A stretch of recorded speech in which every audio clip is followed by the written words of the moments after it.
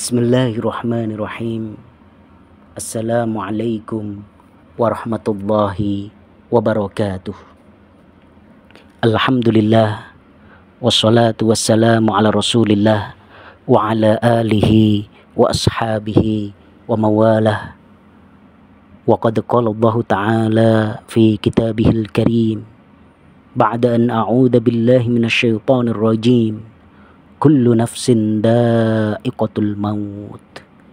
Wa qala Rasulullah sallallahu alaihi wasallam, la ilaha illallah, inna lil mauti sakarat.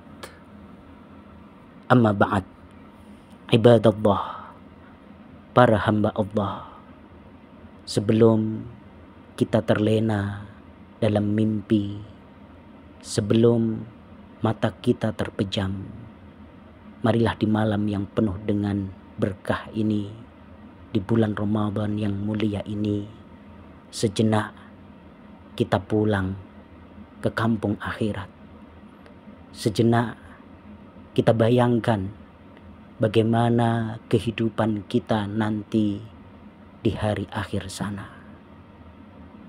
Ibadallah, para hamba Allah, pintu utama kampung akhirat kita adalah kematian.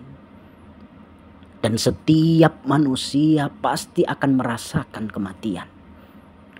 Allah subhanahu wa ta'ala sudah menegaskan, a'udzu billahi minasyaitonir rajim, kullu nafsin da'iqatul maut.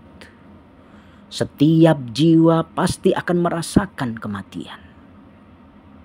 Dan simaklah apa yang dituturkan oleh Rasulullah Shallallahu Alaihi Wasallam, sebagaimana yang diriwayatkan oleh Imam Ahmad dan Ibnu Majah, tentang bagaimana seorang mukmin menghadapi kematian.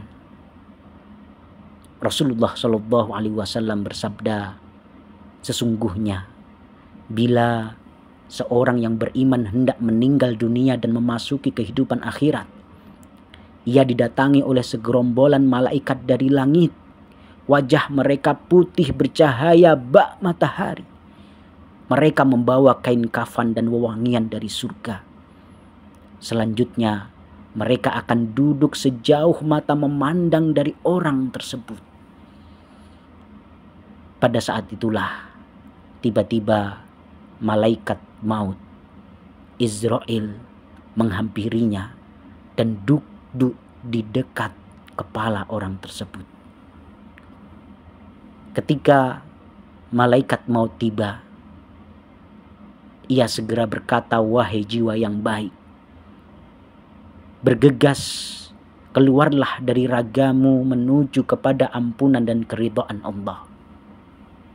Maka segera ruh orang mukmin itu keluar dengan begitu mudah, dengan mengalir bagaikan air yang mengalir dari mulut guci. Begitu ruhnya telah keluar, segera malaikat maut menyambutnya. Dan bila ruhnya telah berada di tangan malaikat maut, maka para malaikat yang bergerombol yang melihatnya dari jauh tadi memandang, mendekat dan tidak membiarkannya sekejap pun berada di tangan malaikat maut. Para malaikat itu segera mengambil ruh orang mukmin itu dari malaikat maut dan membungkusnya dengan kain kafan, dengan wewangian yang telah mereka bawa dari surga. Dari wewangian ini akan tercium semerbak bau harum, bagaikan bau minyak misek yang paling harum yang pernah ada di dunia. Selanjutnya para malaikat akan membawa ruh itu naik ke langit. Dan tidaklah para malaikat itu melintasi segerombolan malaikat yang lain, melainkan mereka akan bertanya, ruh siapakah ini? Begitu harum. Lalu malaikat pembawa ruh itu pun menjawab, ini adalah ruh Fulan bin Fulan. Disebut dengan namanya yang terbaik, yang dahulu semasa hidup di dunia ia pernah dipanggil dengannya. Inilah cerita Rasulullah Shallallahu Alaihi Wasallam tentang bagaimana seorang mukmin akan menghadapi kematian. Ibadallah, para hamba Allah.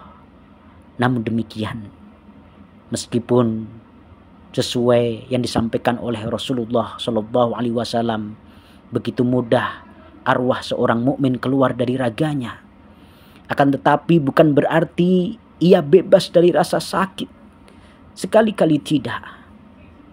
Tentu kita tidak ragu bahwa Rasulullah Muhammad Shallallahu Alaihi Wasallam adalah orang mukmin yang paling sempurna keimanannya. Akan tetapi kemuliaan dan kesempurnaan iman beliau itu tidak dapat melindungi beliau dari rasa pedihnya sakaratul maut. Oleh karena itu, tatkala beliau menghadapi sakaratul maut, beliau begitu gundah. Beliau berusaha menenangkan diri beliau dengan mengusap wajah beliau dengan tangan beliau yang telah dicelupkan ke dalam bejana berisi air. Beliau mengusap wajah beliau berkali-kali sambil berkata, La ilaha illallah, inna lil mauti sakarat. Tiada Tuhan yang berhak diibadahi selain Allah. Sesungguhnya kematian itu disertai oleh rasa pedih. Hadis riwayat Imam Bukhari. Ma'asyiral muslimin wa zumratal mu'minin, arsyadakumullah. Kalau baginda Rasulullah Shallallahu Alaihi Wasallam saja mengalami sakaratul maut sedemikian rupa, lalu bagaimana kita nanti? Bagaimana kita meskipun seorang mukmin bisa menghadapi sakaratul maut? Meskipun ketika Allah cabut nyawa kita, insya Allah sebagai seorang mukmin, nyawa kita akan dibawa, diberi wewangian oleh segerombolan malaikat dan tidak lama-lama dibawa oleh malaikat pencabut nyawa. Akan tetapi kita sadari bersama betapa maut itu mempunyai sakarat, mempunyai rasa pedih yang mudah-mudahan kita semua menjadi bagian orang-orang yang beriman, yang mudah-mudahan Allah Subhanahu wa Ta'ala memberikan kesempatan kepada kita untuk bisa tercabut nyawa kita dalam keadaan beriman, sehingga kepedihan sakaratul maut itu tidak begitu mendalam, tidak begitu dahsyat seperti apa yang dialami oleh Rasulullah Shallallahu Alaihi Wasallam. Mudah-mudahan Ramadan kali ini membuat kita lebih bersiap lagi untuk menghadapi kematian, khususnya untuk menghadapi sakaratul maut. Barakallahu fikum. Wassalamualaikum warahmatullahi wabarakatuh.